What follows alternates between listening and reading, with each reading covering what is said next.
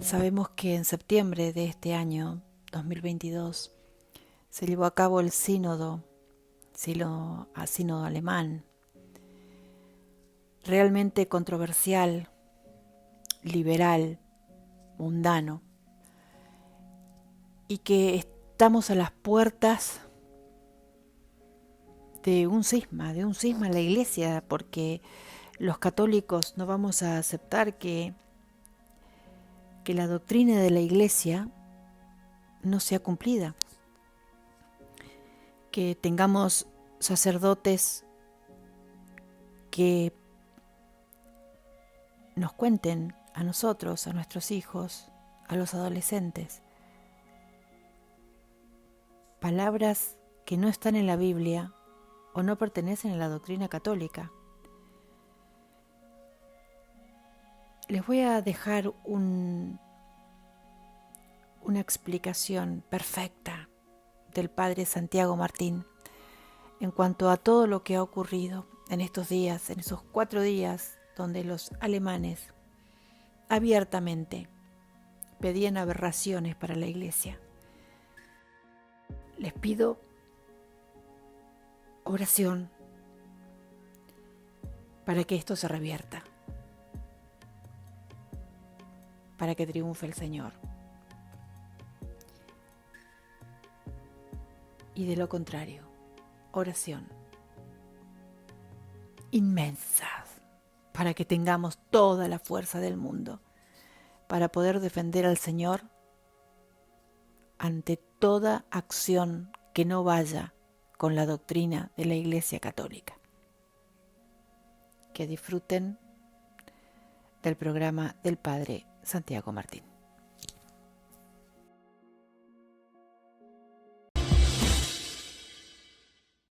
La sesión del Sínodo alemán que se ha celebrado esta semana ha puesto de manifiesto el talante de sus organizadores. Y no me refiero a los objetivos, han estado desde el principio muy claros.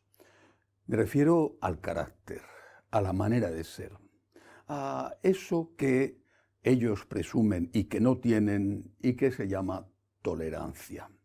Hasta tal punto han llegado que creo que se puede decir sin exagerar que los nazis han vuelto, si es que alguna vez se han ido. El sínodo, esta sesión del sínodo, ha durado 4 días, empezó con una sorpresa. Se votaba un documento en la primera sesión que pedía la modificación radical de la moral sexual de la Iglesia. La práctica totalidad estaba de acuerdo, tanto de los laicos como de los obispos.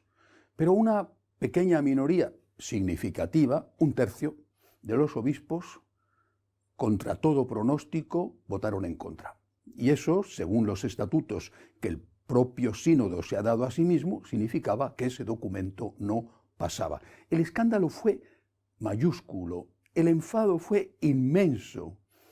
El presidente de los obispos alemanes, Monseñor Batzing, llegó a decir que él no lo había visto venir, es una frase suya, que él no lo había visto venir, es decir, que él no había previsto que existiera un grupo de 21 obispos, que esos fueron los que rechazaron el documento, y que existiera ese grupo y que estuvieran dispuestos a votar en contra. No lo había visto venir. ¿Por qué? Porque la mayor parte de los obispos están tan asustados que en los debates prefieren estar callados.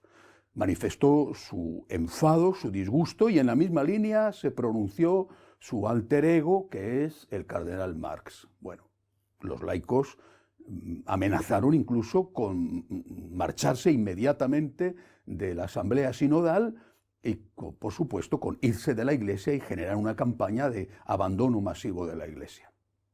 Primera sesión. En la segunda sesión, para que no se repitiera el tema, y además se votaba sobre el sacerdocio femenino, y el documento decía que había que ir al sacerdocio femenino, no al diaconado, que es un trampantojo, eso es algo que todo el mundo sabe que no es más que una excusa para llegar al objetivo, sacerdocio y después episcopado femenino. Pues bien, en ese documento, como se preveía que podía pasar igual, Bactin reunió a todos los obispos a puerta cerrada y les propuso una transacción. En vez de aprobar un documento que decía que había que ir al sacerdocio femenino, decía el documento que iban a pedir a Roma que estudiara la posibilidad de aprobar el sacerdocio femenino. Bien, esto no es mucho, porque a Roma se lo han pedido ya decenas de veces y desde hace mucho tiempo. Bueno, ese documento, que era un documento aguado, no tuvo problemas y se aprobó. No tenía realmente significación práctica. Y ahí fue donde se produjo el punto de inflexión y donde mostraron su talante dictatorial y además digo nazi, porque eso es lo que hacían, no solamente ellos, también los comunistas, eran muy parecidos ambos, pero estamos hablando de Alemania. Porque inmediatamente, como habían llegado a un acuerdo que aguaba el documento que pedía el sacerdocio femenino, los laicos presionaron. Y entonces se cambiaron sobre la marcha las reglas de votación en la asamblea y se decidió que desde ese momento el voto dejaba de ser secreto y que tenía que hacerse a mano alzada, es decir, tenía que hacerse de forma pública. El pequeño grupo significativo suficiente de obispos conservadores inmediatamente se disolvió. De los 21, en los dos siguientes documentos quedaron 8 que públicamente se manifestaron en contra y 8 que se abstuvieron. Los otros 5 votaron a favor.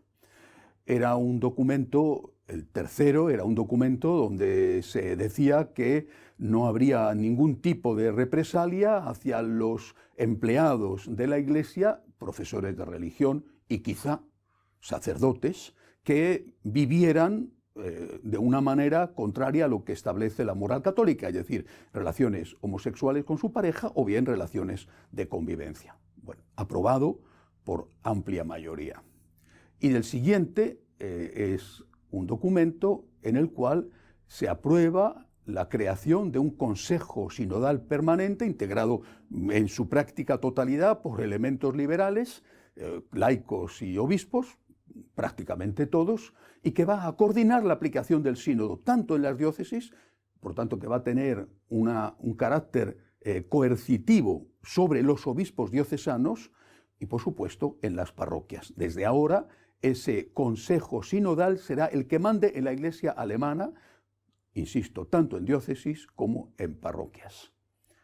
Es evidente lo que pretendían los que cambiaron el voto secreto por el voto a mano alzada, el voto público.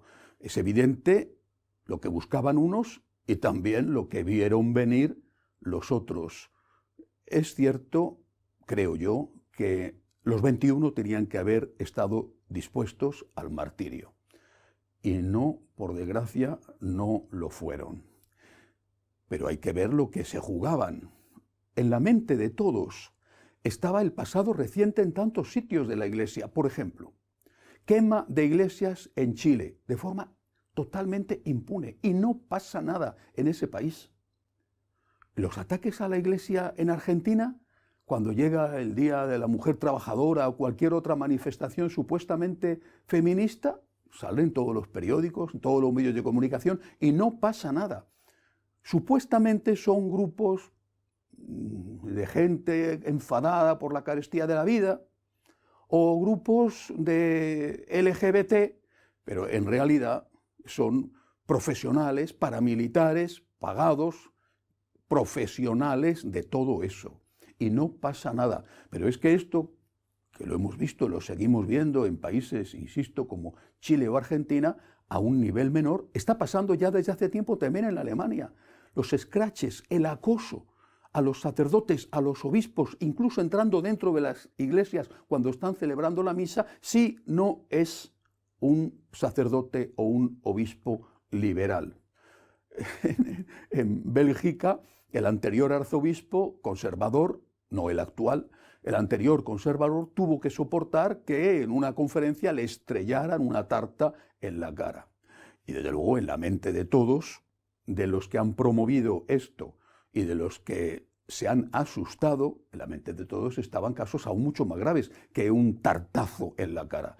Me refiero a las acusaciones absurdas contra el cardenal Pell, que le tuvieron más de un año en la cárcel, o las más recientes acusaciones aún más ridículas y absurdas contra el cardenal Ouellet, de que una señora dice que en público el cardenal le puso la mano en la parte baja de la columna, sin especificar la altura de la vértebra lumbar, en público, delante de todo el mundo. Y ahora, 40 años después, la señora se acuerda y dice que está muy dolida.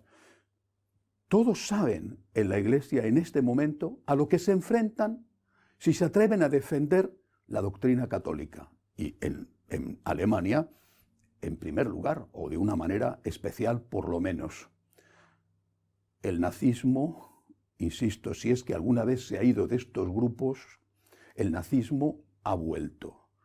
El que se atreva a ir en contra de lo que esta mayoría violenta está decidida a hacer y hace, ese va a ser perseguido de una forma o de otra, incluso llegando a la calumnia, a la difamación, a hacer todo lo posible por destruir a la persona, y si no, que se lo pregunten también al cardenal de Colonia. La cuestión está ya muy clara.